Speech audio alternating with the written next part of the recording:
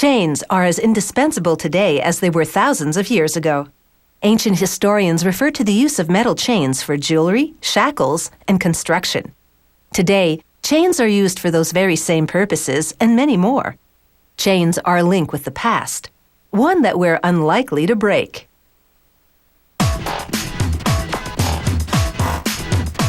Chains are used to tie things down, hold things together, and pull things along. And their many sizes reflect the varied uses.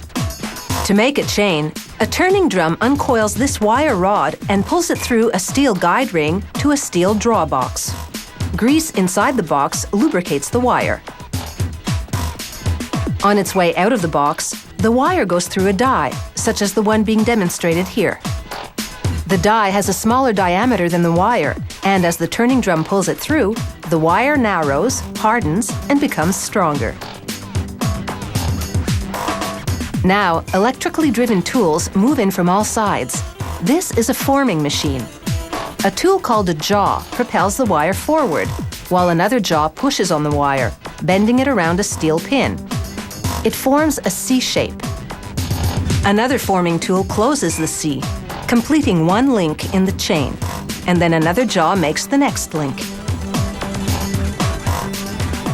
This machine is making jack chain, which is usually used to hang lights.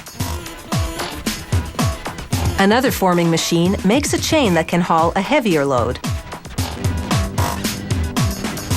A grip pulls the wire onto rollers that straighten it out.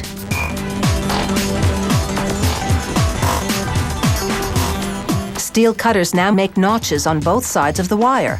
These notches mark the place where the wire is to be sliced into link-sized pieces. A mechanized knife makes the final cut at the notches.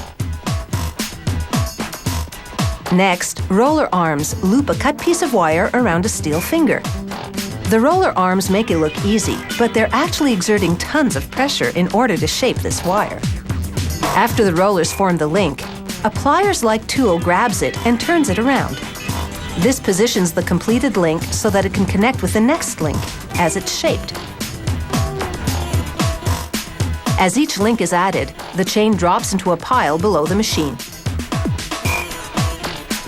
There are dozens of forming machines in most chain factories. Each machine makes 50 to 60 links per minute. That's approximately 76 meters of chain per machine per hour. To put that into perspective, one machine could make a chain as long as the CN Tower is high in just 7 hours.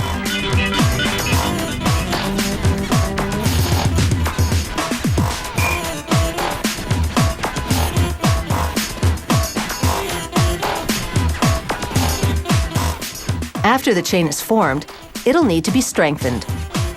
So it's onto the welding machine. Hammers to the left and right push the link in.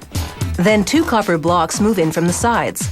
They act as electrodes and zap both sides of the link with an electrical current. The current ripples through the gap in the link, while the hammers push it in. The link reaches a scorching 927 degrees Celsius. The wire melts, and the link fuses together.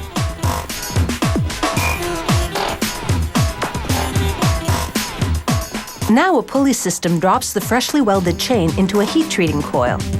An electrical current runs through the copper coil, heating the chain inside until it's orange hot, 940 degrees Celsius. The pulleys lower the chain into a tub of water to cool. The extreme temperature change alters the molecular structure of the steel, making it much harder. But the experience leaves the chain a bit brittle.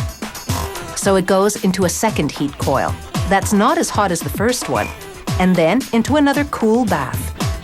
This takes away the brittleness and gives the steel a bit of stretch. Now the ultimate strength test. This is the chain calibrator. Pulleys run the chain into a groove that's been cut into a block of steel. A clamp on the left holds it in place, while the hydraulically powered block of steel pulls the chain to the right. Will it break or will it hold? And can it handle the load? After all, you're only as strong as the weakest link.